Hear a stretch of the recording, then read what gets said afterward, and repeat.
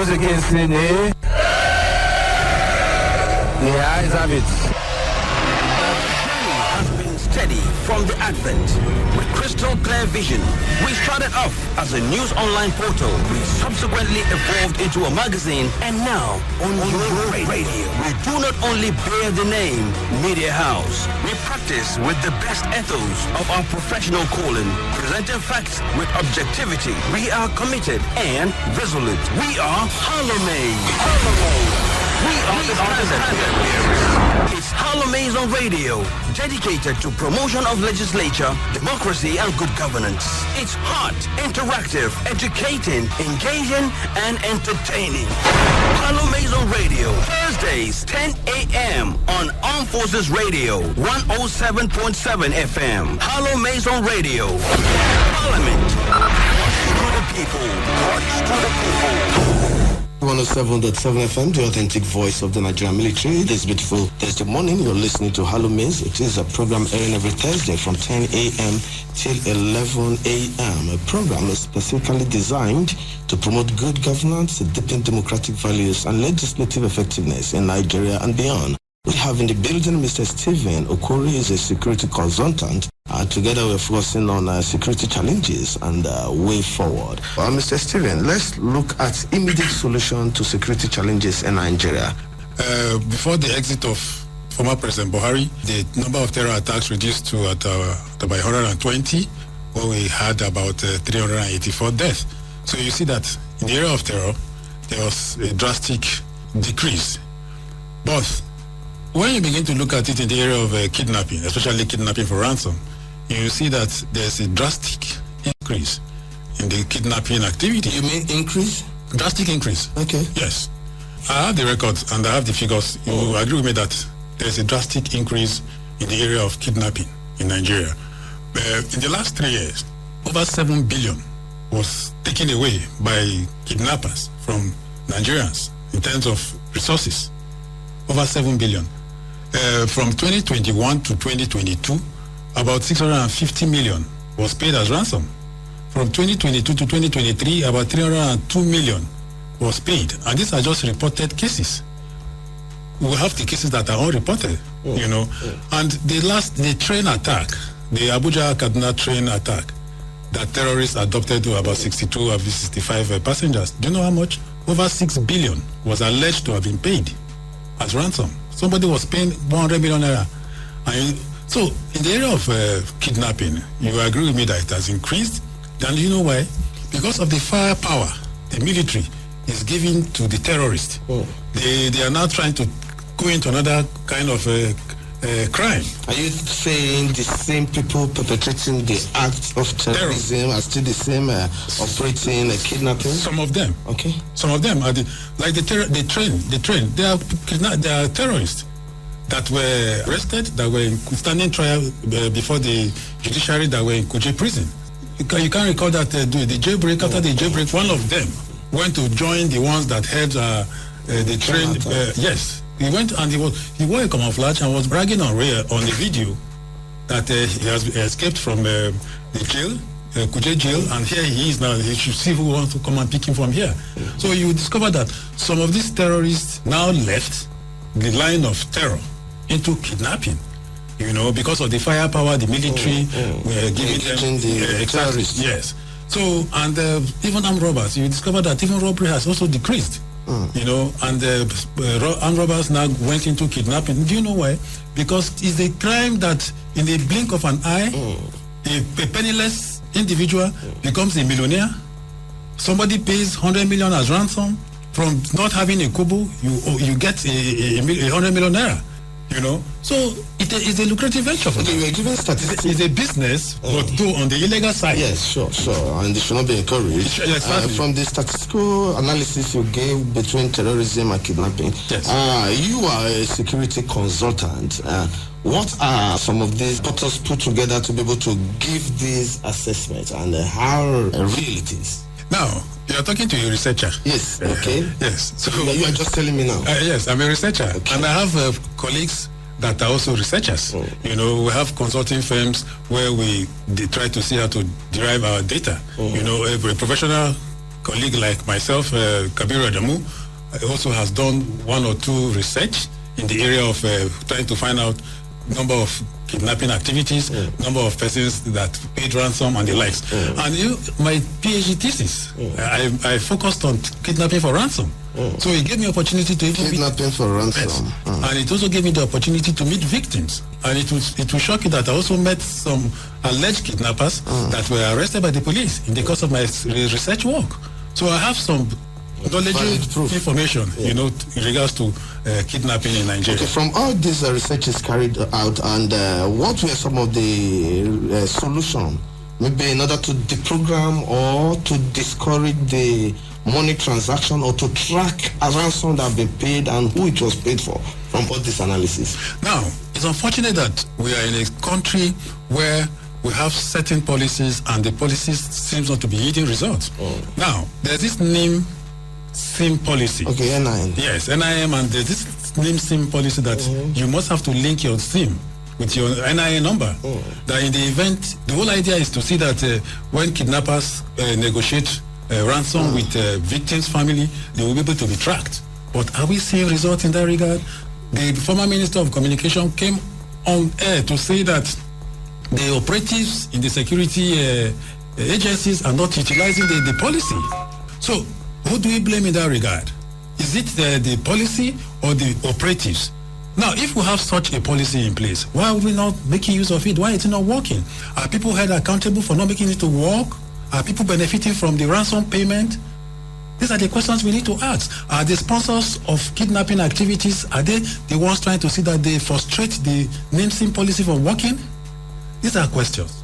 We need answers from operatives, people that are supposed to monitor these communications between kidnappers and victims' family when they are negotiating ransom. We see videos of victims in the forest, on the social media and the likes. Why are we having this? Through which phone number are they sending these videos? These are critical questions that need answers. Are certain persons failing in their responsibility?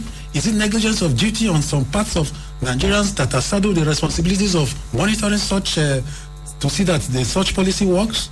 That is another angle to it. Now, most of these kidnapping activities, you are aware that they happen in our very rural communities, where we don't have presence of conventional security agents. If you go to these places where these kidnappings happen, you won't see the presence of police. You won't see the presence of a soldier. Now, how do we now make sure or ensure that there is presence, security presence in these rural communities? That's the question. What is the government doing in that regard? I think that we cannot keep doing the same thing and we expect a different result. The strategies, the tactics we have been applying, that is what we keep doing. What is it that we should do differently from what we are doing now? Now, to answer to the question what we need to do differently. Now, we are aware that the police, they are in charge of, that's what they usually say, internal security. But you are aware, you agree with me that the police are overwhelmed. And that is why we see the presence of the military. Gone are the days that before you see a soldier, you must enter the barracks. Now, the soldiers have come to complement the overwhelmness of the police, which is practical, it's real. I take you back to the defense headquarters when they gave an overview of their records or report of what the achievements in last year, 2023. And when General Edward Buba was giving out his report, he talked about the number of hostages that were rescued. 6,900 terrorists and other criminal elements were arrested. 6,900. How many were neutralized? Over 6,800 were neutralized. How many hostages were rescued? 4,400 were rescued. How many assorted weapons were recovered? About 3,300. Ammunition, over 39,000. All this in 2023. It's an achievement for me on the part of the military. Are we seeing the police that always say they are the lead agency when it has to do with internal security? What's their report? If we see such reports, we will appreciate what they are doing. What are they doing? Okay, like these people involved in this act of kidnapping criminality in Nigeria, they are all Nigerians. Yes. And what do you think the government mixed with foreigners? Yes. Is it possible for them to be annexed into a more positive-driven policies within the country in order to discourage that act of terrorism? And if yes, what are some of those ways can be done? First of all, in trying to achieve that, we have to discourage them from going or thinking in that regard or in that line by stepping up the punishment. What is the punishment? For me, the punishment is too small compared to the benefits that come with kidnapping for ransom. A kidnapper in Taraba, Hamisu Bala, alias Wadume, kidnapped, made over 100 million from just one victim, and one of his victims also died, and he went through the process of the court process, and he was sentenced to just 7 years in prison. And you think that if he comes out, he cannot indulge in it again? How you know the prison, the way they count it day and night. Before you know, the 7 years is gone. He comes out. He will go back because the punishment that comes with such crime is not... Okay, if maybe you're in position to implement, what do you think could be a measurable punishment to such offense? There are laws. The laws, they are there. Some of the laws, some states also passed this law that in the event of the death of a victim, the kidnapper should be sentenced to death. In the event where the victim don't die, it should be life in prison. So why are you giving the kidnapper 7 years? In another instance, Evans was given 21 years. So why the discrepancy? Why the different number of years to serve to serve jail term? Why 7 and why 21? So if you want to make it a jail term, let it be uniform, and let the penalty be way above the benefits that come with such crime. I think with that, it will make the mindset of potential intending kidnappers from thinking in that regard. But unfortunately, crime triangle. Now to add to that, the crime triangle, one of the aspect of it is that the desire, the intention to go into crime. You can't take that away from a criminal. Somebody that is thinking that he wants to go into crime. The next thing is the opportunity, and you have the reward. What the law enforcement and the government needs to do is that this intended or potential criminal shouldn't have the opportunity to even strike. You know, in the event when they strike, the reward is there. So these two things, the government and the security agencies need to see that they don't happen. Opportunity and the reward. In the event when they don't have the opportunity to strike, there won't be any reward. So it means that if their intention, the desire to go into crime, it will die naturally. Okay, it's 107.7 FM, the authentic voice of the Nigerian military. 19 minutes past 10 a.m. this beautiful Thursday morning. You're listening to Hallowmace. It is a program airing every Thursday from 10 a.m. till 11 a.m. A program specifically designed to promote good governance, deepen democratic values, and legislative effectiveness in Nigeria and beyond. We still have in the building Mr. Stephen Okwori, is a security consultant.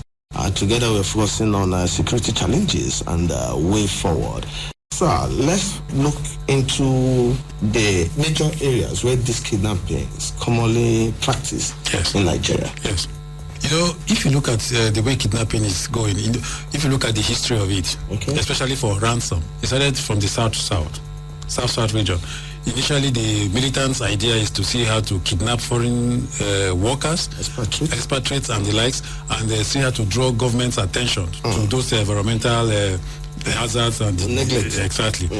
But they now started thinking beyond that. They now felt that, okay, if we kidnap, some sort of money can come. Then they kidnapped oil companies, expatriates, and while the government and the relevant security agencies were trying to see how to get them out, the companies couldn't just wait anymore. They were not patient. They had to go and pay ransom. And the first ransom that was paid, historically that I am aware, was 300,000 naira. That was when these militants now felt, so it means that we can hold these people. After a while, we can make such an amount of money. You know, from there, it gradually, spread down to the southeast, from the southeast to the southwest. When it came to the north, it became a bomb. Oof. Every Tom, Dick, and Harry thinks that is a venture. That's the way I said, a penniless person becomes very wealthy with a blink of an eye. There are sponsors. From my interaction with victims during my research work, there are sponsors that are living amongst us, looking very wealthy, that we even see them and envy them because of the type of cars they drive.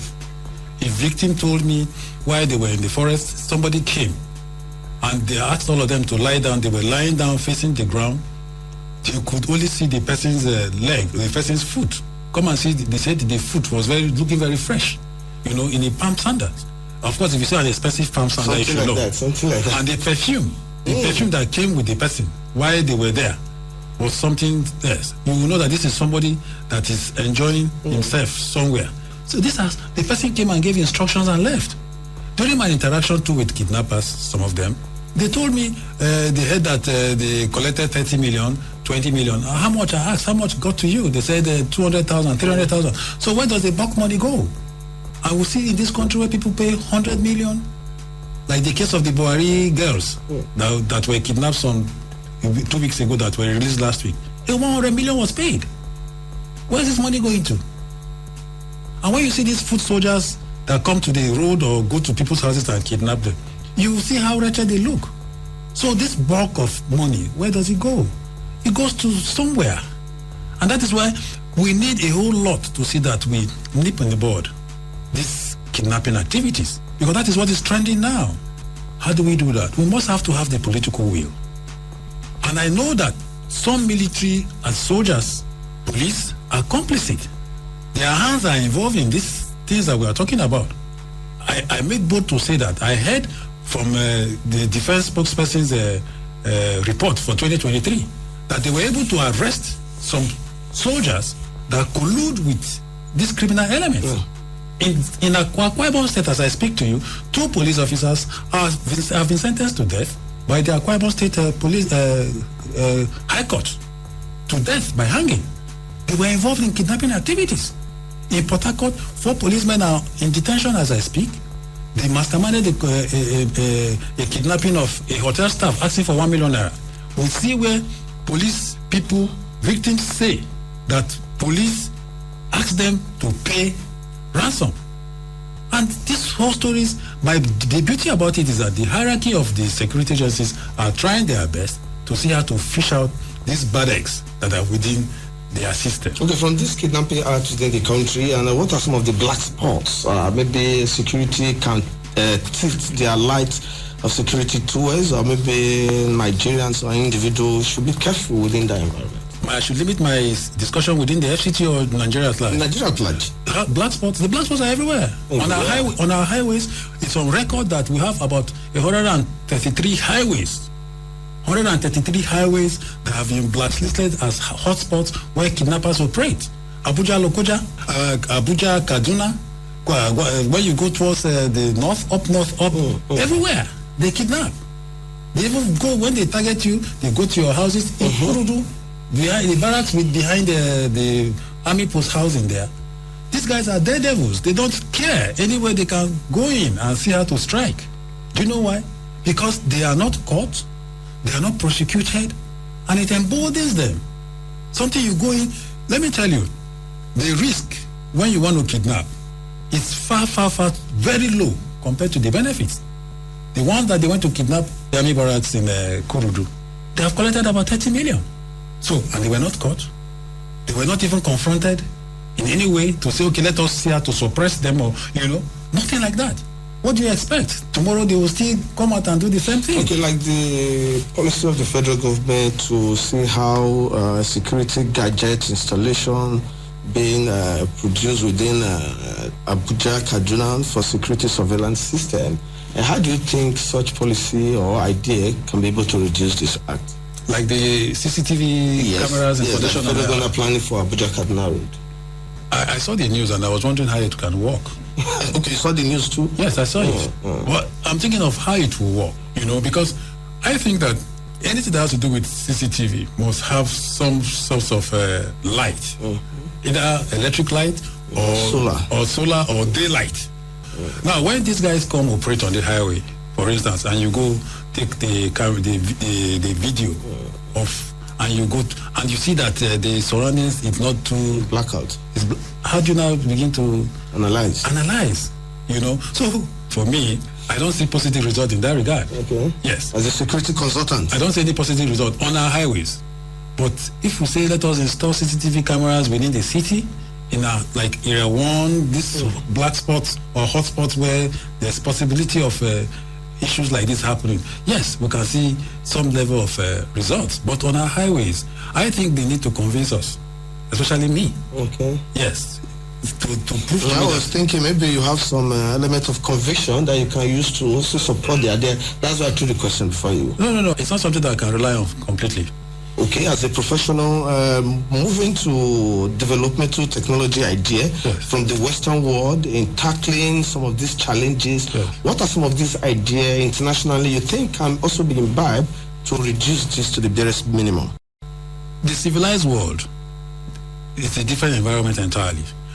Our own environment is completely different. And our security issues, yes, are peculiar to our own environment. For instance, kidnapping happens in the foreign land. It also happens here. But ours happen more in our rural communities. How do we now begin to think about tackling that? Yes, there's a lot that technology does, I know. But let us try and see how to bring some level of solutions, practical solutions. I give you an instance. When there was this terrorism attack, the 9/11 in the US, yes. After the attack, the government of George W. Bush Jr. sat and had to think. They knew that there was FBI. They knew that there was CIA and other security agencies that they had. But they said, no, let us think of something different. And a structure that will take charge of anything that has to do with terrorism. In 1 year, they were able to come up with what they called Homeland Security. That was what gave birth to Homeland Security in the US. Their responsibilities is purely about terrorism. And from that 2001 attack to date, there's some level of some results that the US government is getting from the services that the Homeland Security is rendering. Now, back to Africa, back to Nigeria. Our challenges are local. Yesterday, after the 24th Christmas Eve killings in the plateau, yesterday, about almost 45 were killed again. What is the solution? Are we thinking of solutions? How do we confront these bandits or criminal elements that we guess that come to attack these people? Because we don't know who come to attack these people. Are they terrorists? Are they bandits? Are they herdsmen? Are they indigenous? Are they foreigners? We don't even have any result to show that this are the set of people that are coming. How do you confront these bandits? You are aware that sometimes these local communities don't even have access roads for the police or the soldiers to begin to see how to go after. Now, I'm aware that there's a bill establishing vigilante group of Nigeria. There's also a bill establishing Nigerian Hunters and Forest Security Service before the president, right? The mandate for vigilante group and the Forest Security Service, for me, they are the same. How to tackle insecurity locally. Now, instead of establishing the two, for instance, there's nothing wrong with harmonizing. Put up a team to harmonize vigilante and Hunter Security Service together. You give it a name. Let their job, their mandate should be rural security. Rural security. That is where their presence is needed. If you go to my community now, I can't see a policeman in my community. I can't see a soldier. But if I ask for a vigilante group, I can see 10 that are living with us. I know their houses and all that. Now, when you begin to bring the narrative about establishing a local vigilante or hunters security service, Nigerians come with the narrative that the damage that vigilante will do is more than what the advantages of what they want to come and render. I disagree with them. Are we saying that because of what the defense spokesperson said about the army or soldiers or whoever colluding with the terrorists, we should now disband the military? It's not possible. In the vigilante, there are also good eggs. In the recruitment process, the traditional rulers of these communities, the town unions that come from these communities, pastors, imams, and others, they can vouch for people that can be recruited into the vigilante of good behavior. They can vouch, they can serve as guarantors because they know the good ones amongst themselves. Because they live in this community. Okay, we have your type. We have soldiers, police that have served 35 years. They returned to their communities. They can form those kind of alliance. They can be They can serve as instructors. They can serve the role of adversary in this local security structure we are talking about. Let them be armed so that they can confront these bandits when they come. They can stand in the gap on behalf of the conventional security agents. It's not just forming vigilante by the mouth. How can vigilante stand these bandits with mail batons or sticks or just honorary hands? It's not possible. Nigeria has gotten to the point where this vigilante that will do the rural security policing, they must have to be armed. The government should think in that regard. That's my take on that. I want to agree with what you've just presented. This analysis, it really shows your professionalism when it comes to security-related matters. Talking about the vigilante and the combination of hunters, security network, for example. This synergy will actually go a long way. I think we were privileged to have invited the president one time of this Hunters Association to this program. And from his analysis, he was saying there is no hunter in a particular community that cannot be able to design the landmark of the forest within his locality. Exactly. He said there is no way, as long as these kidnappers and the bandits, their abode is in the forest. They can be able to identify them, locate them, if they can be able to hunt the forest at night. What about combining day and night to eat? You understand? Exactly. It's a good idea. Let's also look at the leaders. Since this thing is happening locally, and the leaders, the spiritual heads, the chiefs, and the various traditional rulers, exactly. What role do you think the council play in this regard? They have very critical roles to play. You see, as a government, we need to do the right thing. We must have to do the right thing. Number one, the political will to do the right thing must be established. We must clearly establish that. The political class have critical roles to play in this. When it gets to a point, they try to step by the corner and begin to say they're just chief security officers by way of word of mouth, that they are not practicalizing. Yeah, they're not practical, but that's not the truth. Now, if any chief must emerge in any community, the governor must have an input. And that is why we see some of these traditional rulers, the bad ones, are made chiefs. Like, for instance, in Zamfara, we have seen 1 or 2, 3 cases where traditional rulers were dethroned for aiding acts of criminality. You understand? Yeah. How did they become traditional rulers if the governor did not play a role in making them traditional rulers? Now, the governors need to allow the kingmakers within these communities to pick the right persons to be their chief. They should not involve themselves. So by so doing, the right people will be occupy this position. Now, the roles that they need to play is that, first of all, the National Assembly needs to amend our constitution. Now give these traditional rulers their roles. Their roles must be embedded in the 1999 constitution as amended, to give them some sort of legality to take actions when it has to do with issues bordering on security. You are aware that sometimes some of these political class are the ones that even cause some of these insecurity issues within our state. When a traditional now makes a pronouncement that says, no, this is not the right way to go, the next thing they will serve him a letter trying to see how to dethrone him and banish such a person. So they are just there, they can't speak because of fear. You understand? They don't want to be dethroned. The constitution needs to be amended for them to have some legal backing. You know, that is one. Number two, these traditional rulers live within their communities. Are you listening to me? They know the bad people, they know the good people.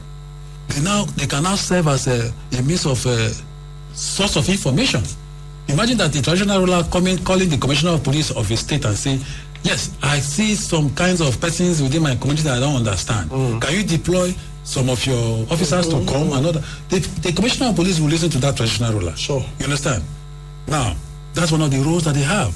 They can, you know, some of these security issues that we manage in our communities, some of them are volunteers. You understand? Like right now, the way vigilante operate, they are doing a volunteer service.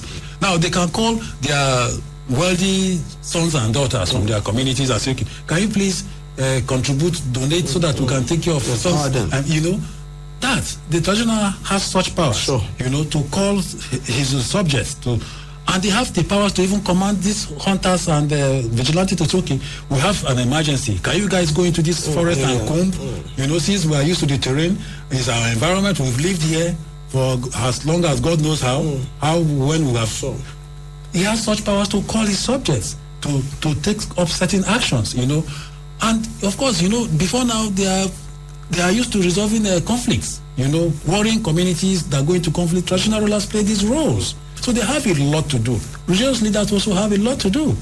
Religious education. As people come to church, mosques and all that, these preachers, they can talk to them, talk to their conscience. If you are involved in acts of criminality, you can't make heaven, the devil is waiting for you there, you talk to their conscience. I think it will go a long way in even making them judge themselves. Okay, thank you very much, Mr. Stephen Okwori. What a wonderful analysis. During this conversation, you can call 0909 7529699. 0909-752-9699 is the number to call. You can also reach us on 0806-396-3643. 0806-396-3643. Our focus this morning is security challenges and way forward in Nigeria. We still have in the building Mr. Stephen Okwori. He's a security consultant. Mr. Stephen, yes. Let's look at individual lifestyle in also protecting one's image and identity when it comes to security, one being prone to kidnappings. Yes. What are some of those things we Nigerians are doing as an individual, as a corporate bodies, and also in order to prevent ourselves from these attacks? Now, you see, it's unfortunate that if I respond the way I want to respond, you see, it's unfortunate that even we Nigerians, we're not even interested in taking charge of our own personal security. You warn Nigerians against certain things that will make them prone to kidnapping, and you will see them indulging or involving themselves in it. You know, there's a whole lot about the social media. But as I speak, Nigerians will throw parties either in their houses or wherever they are throwing parties. They will record such event and post it on their social media page. Of course, you know, the social media is a public space. You don't know who is seeing you or watching you. To the extent that they even show the vehicles, the type of classic cars that they have in their premises, and all this give you up. Our lifestyle at this point in time should be downplayed. No, very seriously. If you hear the story, if you hear the harrowing experience of victims, you will marvel. One of my victims that I interviewed during my PhD research, his leg was cut off. He had diabetes as a result of the stringent walking, trekking, and the likes in the forest. It affected his leg. By the time he was released, they had to amputate his leg. So this experience, he told me that he doesn't want even his enemy to experience what he saw in the forest in the hands of kidnappers. So imagine somebody saying that doesn't want his enemies to encounter such a thing. So it's a terrible thing. The next thing, Nigerians will tell you that they pray, they believe in God, and unfortunately they think that the victims that we have seen don't also believe in God. They don't pray. They also pray, and they also believe in God. It's not unfortunate that they were victims of circumstance. You know, the fact of the matter is that there's a lot that we need to do. You don't discuss financial transaction on your phone. You sit in the garden, or you sit even in your house. You don't know who your neighbor is. You are in your premises. Within your premises, you are talking on your voice. Say, no, I don't want that money is too small. Make it 50 million, you know. And somebody outside is hearing you. You can talk very low, in a low tone, discussing financial transactions. You can when you sit in a garden and you get a call, and it's such a call that leads to a transaction, you walk into your car and you have this discussion. You know, there are a whole lot that we need to do. We need to take charge of our own personal security. Very seriously. We need to take charge of our own personal security. I don't need to begin to tutor adults to know what to do when it has to do with your personal security. You know, we will give tips. If you are traveling to your village, ensure that you don't go live a high-profile life in your village, coming to intimidate people. Most of these kidnapping activities are masterminded from insiders. You understand? You don't know who is who. You see your very good friend, you think he's a very good friend. You go hit a jackpot, a contract, and sometimes you come and tell your friend, my brother, I was lucky enough, or I want one contract like that. They just paid me 60 million naira and all. You are giving yourself up. You don't trust anybody this particular point in time. You have to be very careful. Keep most of these financial transactions to yourself. Highest you tell your wife if you have one. Seriously. You know, you don't know, even because of the lucrative nature of kidnapping. People mastermind their own kidnapping. Yes. For families and church members to donate. You know, at the end of the day, they go and collect the monies from whoever that they have arranged such kidnapping activity with. You collect your percentage, and I go. A pastor in Jos, or Okwori and the likes, they masterminded their own kidnapping. You understand? So that's to tell you how bad the thing is. And they blame it on economic hardship. So if you want to look at economic hardship now, how many millions of Nigerians that we have? So it means all of us should go into it because of economic hardship? That's not the reason you should go into acts of kidnapping. But my brother, I tell you that kidnapping for ransom activity is booming.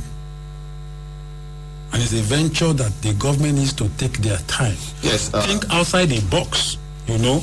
These things are local. We have to handle it in a local way. You know, we have to handle it in a local way. How do we do that?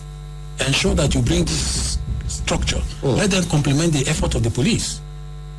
The police, we have less 400,000 police officers in this country. Less 400,000.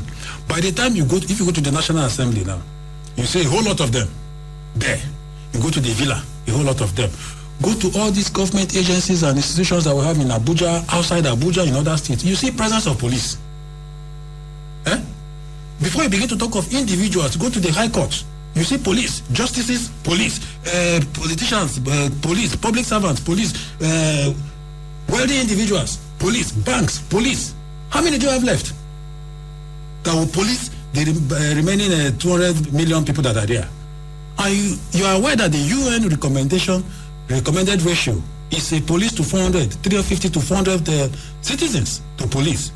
The last time my consultancy did our workings, we have a police to 1,150 Nigerians. We have gone far above the UN recommended ratio. Times two. And don't forget that even the UN recommended ratio is not in a hostile situation that we have find ourselves presently. Still on 7.7 FM. Nice one from there, from Mr. Okwori. Before we call it up on this program this beautiful morning on Hallowmace, stay tuned. We'll be right back. Don't go away. Those against the eyes have it. From the Advent, with crystal clear vision, we started off as a news online portal. We subsequently evolved into a magazine, and now on your radio. We do not only bear the name Media House. We practice with the best ethos of our professional calling, presenting facts with objectivity. We are committed and resolute. We are Hallowmace. We are the standard. It's Hallowmace on radio, dedicated to promotion of legislature, democracy, and good governance. It's hot, interactive, educating, engaging, and entertaining. Hallowmace on radio, Thursdays, 10 a.m. on Armed Forces Radio, 107.7 FM. Hallowmace on radio. Parliament. To the people. To the people.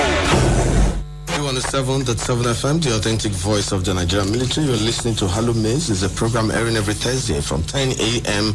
till 11 a.m. It's a program specifically designed to promote good governance, deepen democratic values, and legislative effectiveness in Nigeria and beyond.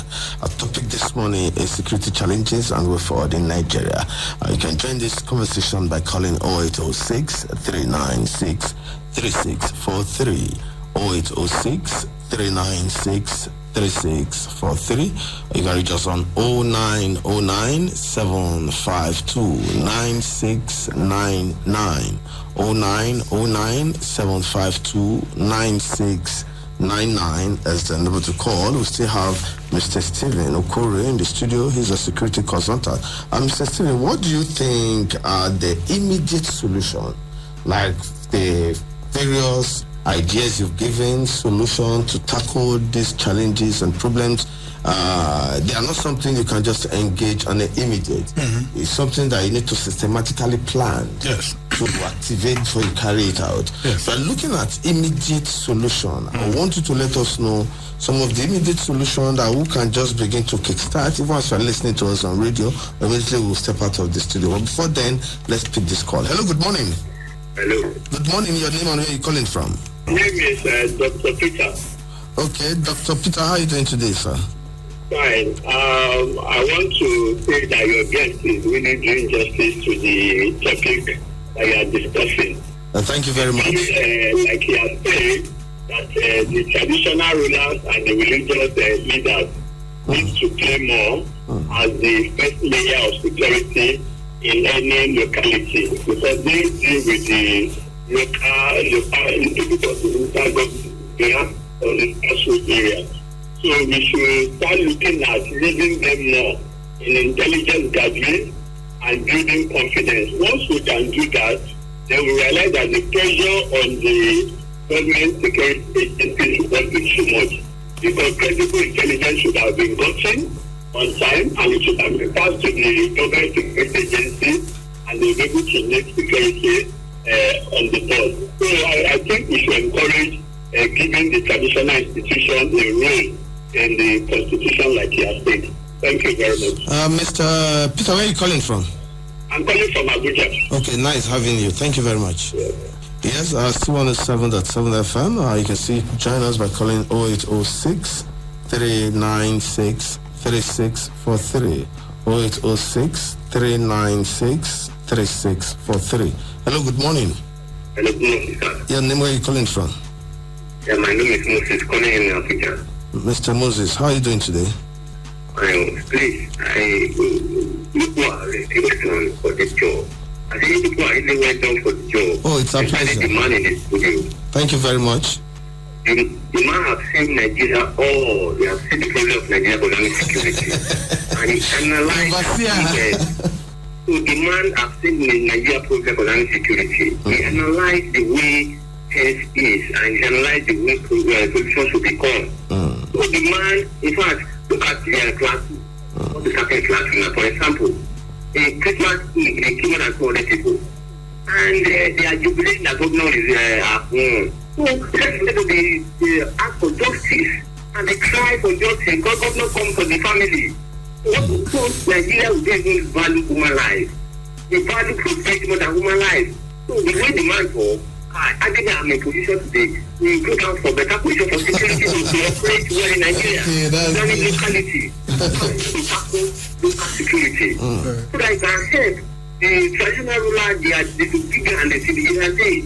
The upper hand to operate, not police that is compromised always. So they cannot handle Nigeria problem. They are after bail, after token. They don't help Nigerians. Thank you very much, Mr. Moses. Be sure that police is our friend, and if you're saying they compromise not all, just few among them. Yes. True. Hello, good morning. Your name, where are you calling from? Hello, good morning. Your name, please. My name is Yusuf. I'm calling you from Kujuk. Okay, how is Kujuk today, Yusuf? Yes, I think it's just like what the father callers has said. The guest has really done justice to the topic on that discussion. I want to look at the number of policemen to Nigerians. You see, he analyzed it very well. It's not only about the number, about the situation that we are in now, and about the number of policemen attached to a VIP. At the end of the day, you find out that even the one policeman to 400 will not work properly in Nigeria because in other countries, there is high use of technology. Technology determines a lot what the police can do. So there is a need for serious use of technology in order to ease the policing of Nigeria. It's not just about the number, but using technology. You can see in other countries, somebody will be committing crime, a camera will capture him, another policeman sitting 10 kilometers we see him and ask the policeman on ground. And do a follow-up. If you don't have such, a follow-up. If you don't have such situation, number may not be very important. Excellent. I thank you for the good job you are doing, and the guest is really very well informed about the security situation. Thank you very much, Mr. Yusuf. Still 107.7 FM. Don't forget, Hallowmace is airing on Armed Forces Radio every Thursday from 10 a.m. till 11 a.m. It is a program specifically designed to promote good governance, deepen democratic values, and legislative effectiveness in Nigeria and beyond. Mr. Stephen, let's look at immediate solution to security challenges in Nigeria. Yes. A tip that anybody listening to you right now will pick it as an advice, act on it, and get favorable results. The immediate solution. When we talk about solutions now, we should be looking at what the government needs to do and the relevant agencies of government. You see, I want to blame it on the political class. When politicians are aspiring for office, either president or governor or any position at all, they promise Nigerians a whole lot. Poverty will be reduced, unemployment will be increased, and all that. At the end of the day, when they get into office, you don't see that. And this also leads to frustration of Nigerians. You understand? So promises need to be fulfilled. You understand? It's not, Nigerians are tired of all these audio promises. Exactly. Let us see it on ground, practical. Most Nigerians that go into crime, they give reasons. They are poor, they can't take care of themselves, they need jobs, they need that. But I don't think it's an excuse or a reason for them to go into crime. The government needs to play its role. The political will, these are short-term solutions. They must have that will. I give you a case where governors don't sign death warrant. A criminal is sentenced to death, a judge or a justice of a court that proclaims a criminal dead by hanging or whatever means, a governor will refuse to sign. Is the governor telling us that he has more emotions than the justice of the court that proclaimed or that said that somebody should go and die by hanging? We have instances like this. Instead of governors signing, they play politics with it. And they keep these criminal elements in our prisons, feeding them with taxpayers' money.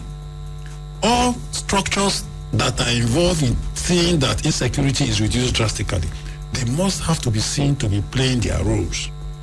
People get into offices without even preparing for such office. They try to find their way to be appointed into offices. Meanwhile, they don't have the wherewithal to even make the office work or function. I don't want to begin to name offices that are not performing their duties, but certain persons that are saddled with the responsibility of seeing that crime, insecurity is reduced drastically. If they are playing their roles that they've been appointed to do, we won't be having all these challenges. We have this carefree attitude. They are complacent. They don't take the job serious. They think, it's a government job. And so therefore, Nigerians are suffering. Nigerians are dying. All of us are vulnerable to this attack. When you leave your house in the morning and you return back in the evening, thank your God that you have gone out and come back safely. There are a lot of us that go out and don't return back. And they have sworn an oath to protect lives and property. Are they living up to their responsibilities? These are questions we should be asking them. Nigerians are tired of this the perpetrators will be brought to book. How are we seeing them being brought to book? How many of them? We're not seeing anybody.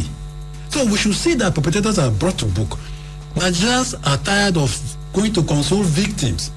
The government is on top of it. The government is on top of what? Let us see results. These lives, we can't keep dying like chickens.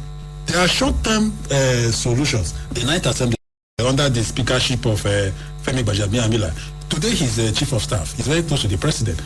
When he was speaker, they had a summit, National Special Security Summit or committee. There are recommendations from critical stakeholders in the security sector like myself. I did 7 recommendations. I did a memorandum to that committee. 7 recommendations how insecurity can be tackled locally. Out of the 7, they picked 3 of my recommendations. If you go to that report, the appendices, go there, you see my name, Stephen Okwori is there. They submitted this report to former President Muhammadu Buhari. Where did the recommendation go? It's somewhere on the shelf or somewhere. Now that he's chief of staff, that report is his idea or effort. He can bring it out and talk with the current president and say, when I was speaker, look at one of these recommendations, we did. Let us see. Let us make these recommendations work. Security is not by people wearing uniform alone. You understand? There's a lot that those of us that are in the private sector bring in and will bring on board. I have a lot of them as my student, my classmates during my PhD that I'm doing. I have a lot of them as my classmates. We interact, we do a lot of things together, we share ideas. So when we come on air like this and we make recommendations, I think that the recommendations should be taken. It should be taken. It's a common objective to see that Nigeria is secured, citizens are protected. It's not about an agency taking the glory. And another thing that is killing us is a rivalry among security agencies. We shouldn't see that happen. It's not a common goal. And why is an agency wants to take a glory over successes that have been recorded? I think that they should see themselves as partners and not as rivals. Thank you very much, Mr. Stephen. This is what we call it a wrap on today's program on Hallowmace on Armed Forces Radio 107.7 FM, the authentic voice of the Nigerian military. I want to appreciate you most sincerely, Mr. Stephen Okwori, a security consultant, for joining us on today's program. Thank you for having me. Next week is going to be another wonderful day, 10 a.m. till 11 a.m. on Armed Forces Radio. Hallowmace will be your speaker, a program specifically designed to promote good governance, deepen democratic values, and legislative effectiveness in Nigeria and beyond. On behalf of the executive producer of this program, Mr. Anderson Osibi Elvis Iguman is my name. I'm saying goodbye till we meet again next week on the same program. Those against sin, the eyes have it. Steady from the Advent. With crystal clear vision, we started off as a news online portal. We subsequently evolved into a magazine, and now on your radio. We do not only bear the name Media House. We practice with the best ethos of our professional calling, presenting facts with objectivity. We are committed and resolute. We are Hallowmace. We are the standard bearers. It's Hallowmace on radio, dedicated to promotion of legislature, democracy, and good governance. It's hot, interactive, educating, engaging, and entertaining. Hallowmace on radio, Thursdays, 10 a.m. on Armed Forces Radio, 107.7 FM. Hallowmace on radio, Parliament.